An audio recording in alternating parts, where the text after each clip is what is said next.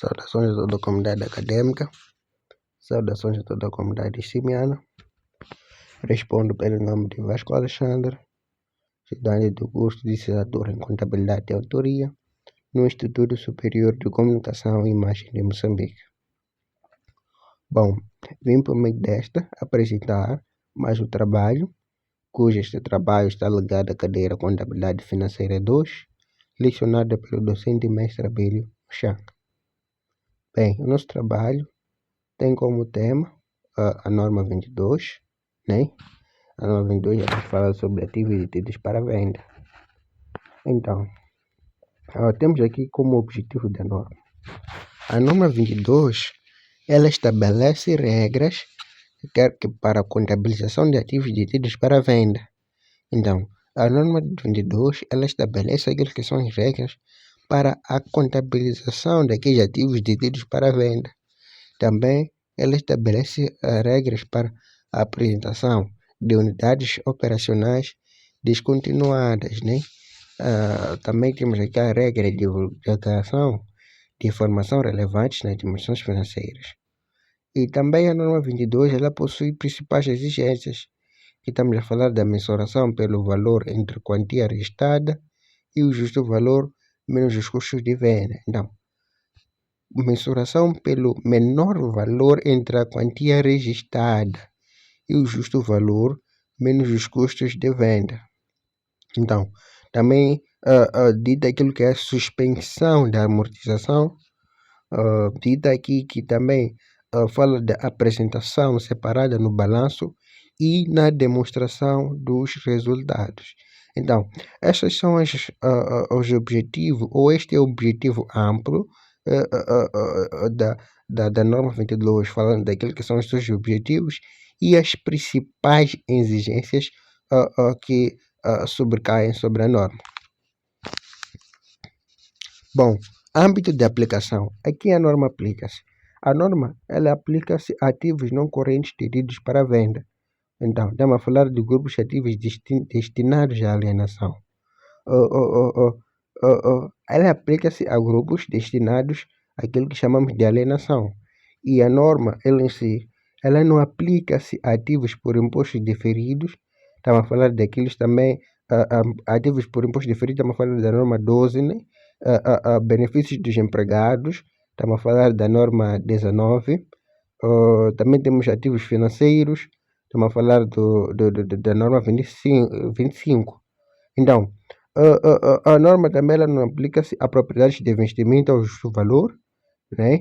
A propriedades de investimento ao justo valor, estamos a falar da norma 16, se não estiver em erro, e também estamos a falar de ativos biológicos mensurados ao justo valor, falamos da norma 11. Então, a norma ela aplica-se né, no âmbito dos ativos não correntes detidos para venda e os grupos de ativos destinados à alienação. Então, estes são os âmbitos da aplicação da norma. Então, classificação como detido para venda. Quando é que um ativo é classificado como um ativo detido para venda?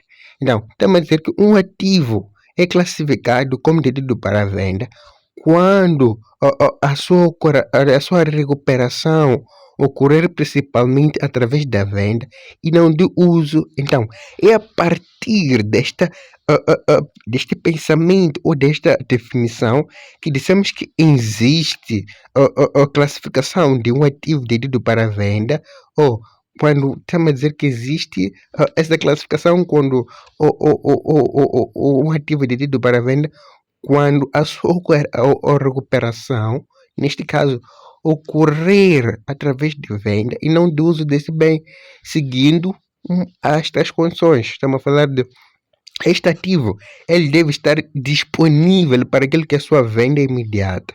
Então, o ativo detido para venda deve seguir a condição de venda altamente provável. Então, para existir uma venda altamente provável, nós devemos, neste caso, como é que é? devemos saber aquilo que é a venda ou o que nós venderemos a este cliente para que a venda ela seja altamente aprovada. Então, temos que ter um plano formal de venda aprovado. Como é que faremos esta venda? Então, deve existir um plano formal de venda. Bem, então, estamos a dizer que o procura ativo do comprador, né? Porque um ativo detido para venda, nós temos que ele é um ativo quando ocorre a recuperação, né? E não quando ocorre a venda, não o uso. Então, estamos a dizer que deve procurar então, por sua vez, o comprador, ele deve, de forma ativa, procurar este bem, né? Então, a venda provável, venda altamente provável, é também alinha-se na procura ativa do comprador. Então, nós temos que, nós devemos satisfazer o comprador através do nosso produto. E aí onde existe uma venda altamente provável. E também o cliente, por sua vez, ele procurará de uma forma ampla para satisfazer aquilo que é a sua necessidade.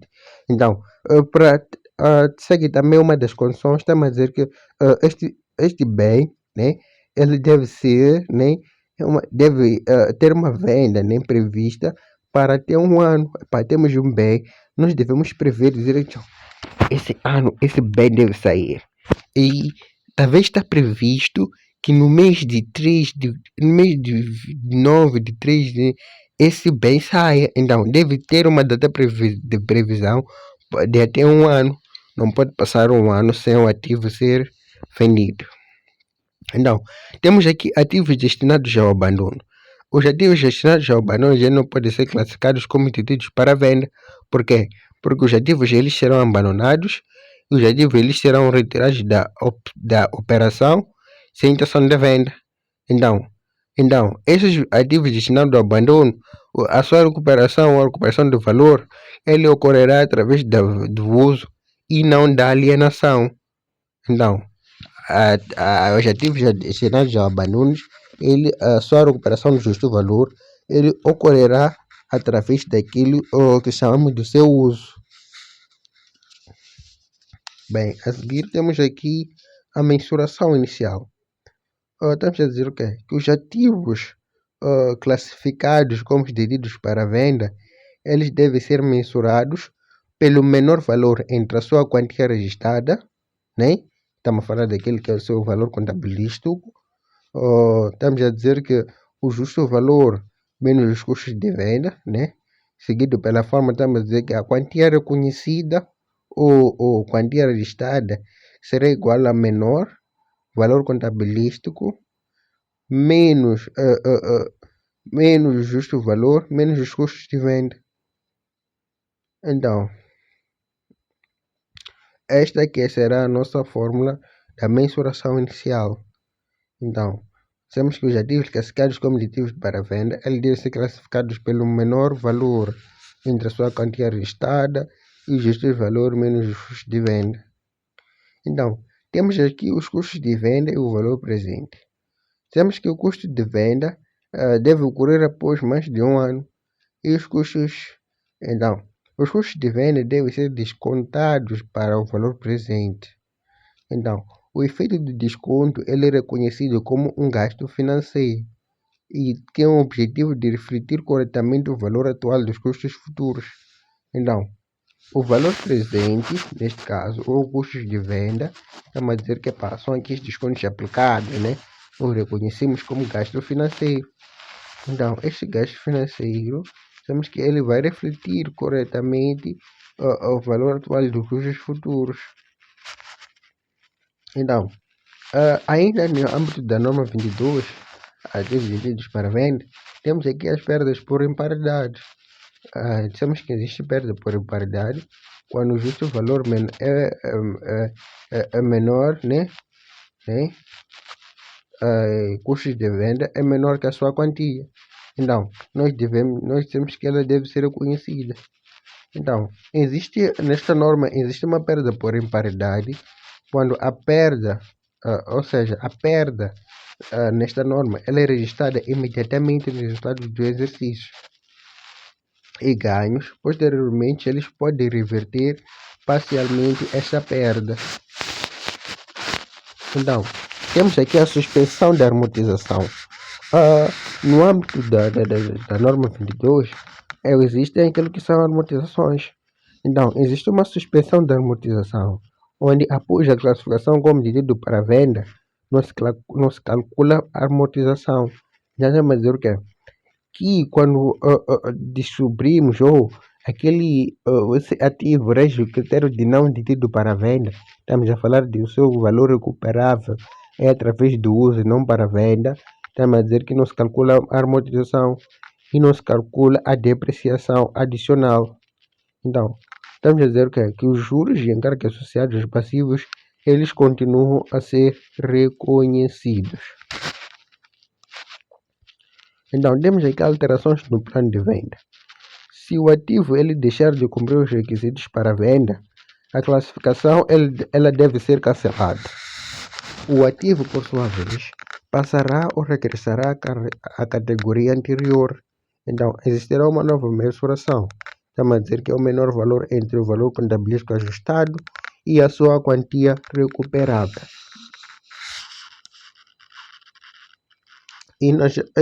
Como ocorre a apresentação das demonstrações financeiras?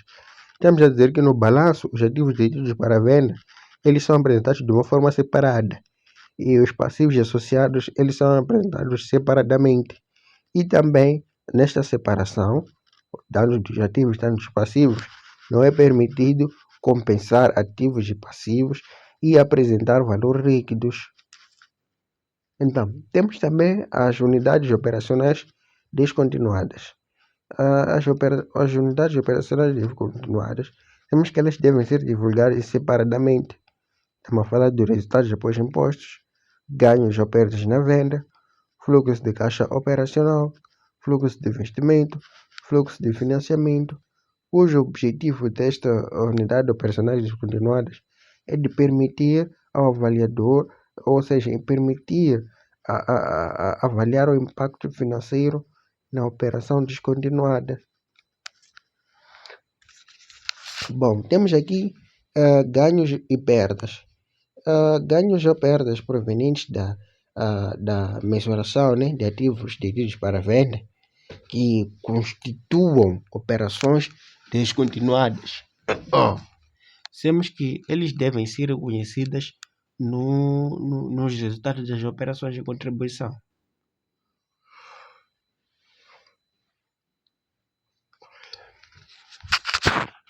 Então, temos aqui as divulgações obrigatórias antes de passarmos para aquilo que serão os nossos exercícios. Então, temos que devem ser divulgados a descrição do ativo, os fatos que motivam a venda, a data prevista da alienação, gastos ou perdas reconhecidas, segmento operacional afetado, este quando aplicável. Bom, para o nosso exercício, temos aqui a empresa Alfa, né? Então, estamos a dizer que a empresa Alfa, ela possui uma máquina com custo de aquisição de 500 mil meticais, cuja a depreciação acumulada ela foi de 120 mil. Em 31/12 do ano N+1,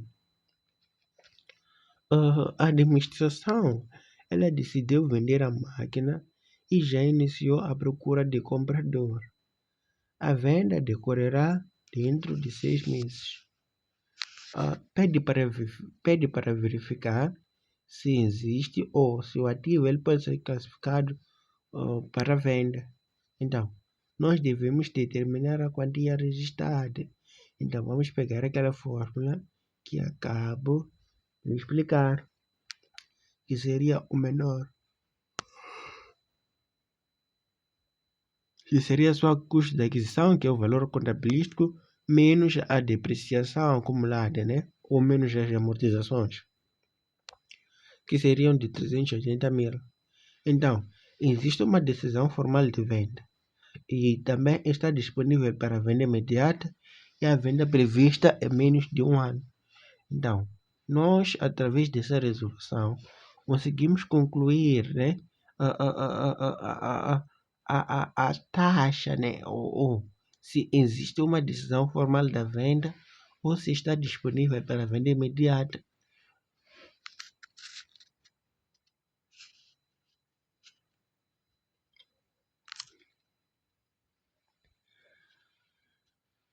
Então, depois de fazer esse cálculo, nós temos que esse ativo ele deve ser reconhecidos como ativo não corrente para pedido de venda, né? Devemos também lançar aqui ativos não correntes para venda no valor de 380 mil. Também temos aqui ativos tangíveis, né? Também no valor de 380 mil.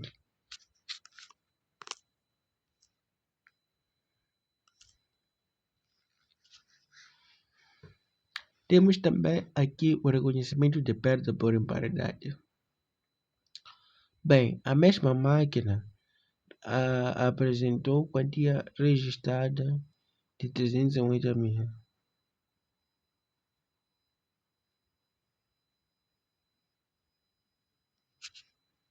Então, o reconhecimento de perda por imparidade, nós temos que nós, né, temos a quantia registrada no valor de 380 mil, temos o justo valor, 350 mil, custos de venda, 10 mil meticais. Não, pede-se para determinar a vida de imparidade. Então, temos aqui o justo valor menos os custos de venda. Então, a perda por imparidade será, neste caso, de 340 mil. Então, a quantia registrada, aliás, a perda por imparidade, na verdade, ele não será de 340 mil, porque aí nós estamos a calcular o menor valor menos os custos de venda. Então, a quantia registrada ela será de 380 mil menos os 340 mil que saiu do justo valor menos os custos de venda. Neste caso, nós teremos aqui 40 mil meticais. Então, nós reconhecemos aquele 40 mil meticais como uma perda por imparidade. Então, nós iremos debitar a conta perda por imparidade e também iremos creditar a conta perda por imparidade, ou seja, a imparidade acumulada, né? O valor de 40 mil. Não, temos também aqui a reversão da imparidade. No ano seguinte, o valor contabilístico após a imparidade, 340 mil meticais, o valor menos os custos de venda, 360 mil, né? Teremos aqui o justo valor, né? Que são os custos de venda, 360 mil.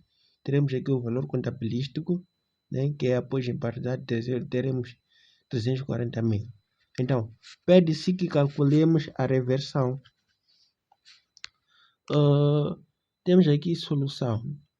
Então, a reversão é calcular o valor contabilístico, né? Após a imparidade, menos o justo valor, menos o justo valor, menos custos de venda.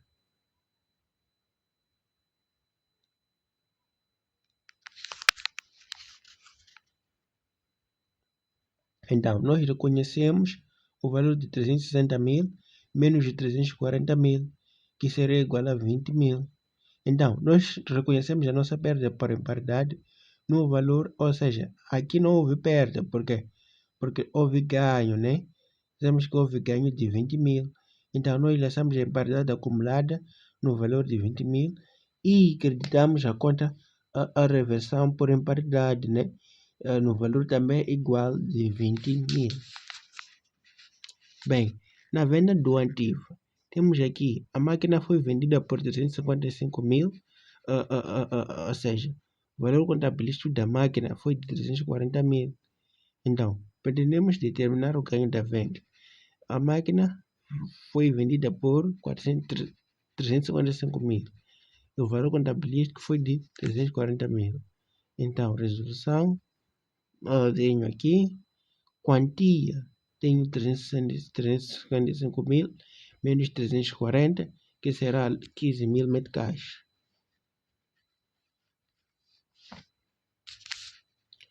Então, nós vamos registrar pelo recebimento, né, deste ativo. Então, nós debitamos a nossa conta caixa, né, ou a nossa conta bancos, dependendo de como usará ele para pagar aquele que é o nosso exercício. Mas esse tipo de transações, eles são feitos pelos bancos. Então, teremos aqui caixa ativo, né, para venda no valor de 355 mil. E também teremos o segundo lançamento, que será ativo detido para venda, 355 mil. Teremos também Adelino. Teremos ativo para venda, né, no valor de 365 mil. Teremos acreditar o ganho da alienação no valor de 15 mil. Também teremos a crédito ativo detido para venda no valor de 340 mil. Então, houve uma alteração do plano de venda. A empresa ela decidiu cancelar a venda. Então, temos aqui dados. Antes da classificação do imposto, era no valor de 380 mil. Depreciação teria sido reconhecida no valor de 20 mil. E a quantia recuperável, 355 mil. Determine-se. Então, pede que nós determinemos o valor a reconhecer. Então, como resolução, nós teremos aqui o valor ajustado, né, que será de 380 mil menos 20 mil, teremos 360 mil. Então, teremos 360 mil menos o valor, né, 355 mil, que será 355 mil. Então, o ativo, por sua vez, ele regressa ao ativo fixo tangível por 355 mil. Então, temos aqui como ficam os lançamentos. Nós debitamos aquela conta dos ativos tangíveis e também creditamos a ativos detidos para venda, né, no valor de 355 mil. Bom, 355 mil. Bem, o nosso exercício não termina por aqui, mas temos aqui, por exemplo, quando dissemos que há uma reversão de imparidade, por exemplo, neste exercício, dissemos que houve uma reversão de imparidade. Então, ao reverter-se em paridade, né, não houve cálculo, nós fizemos aquilo que é a reversão. Nós dissemos não, o menor valor dos custos de venda, que foi de 360 mil. Também tivemos aqui o valor contabilístico após imparidade no valor de 340 mil. É aí onde calculamos o justo valor, ou o menos custos de venda, menos o valor contabilístico após imparidade. Então, é a partir deste cálculo inverso que nós calculamos aquilo que é o nosso pedido, né? O nosso pedido.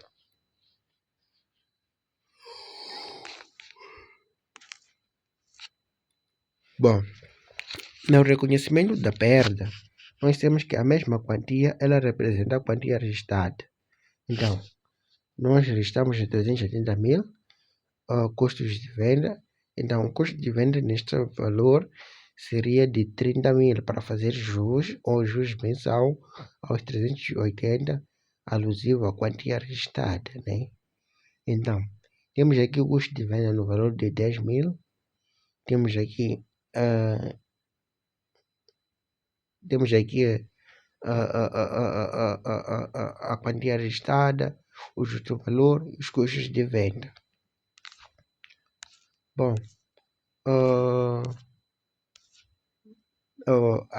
já expliquei todos os exercícios. Sem mais nenhum exercício por explicar, dou como terminada a minha apresentação. Muito obrigado e até mais uma norma contabilidade e relato financeiro.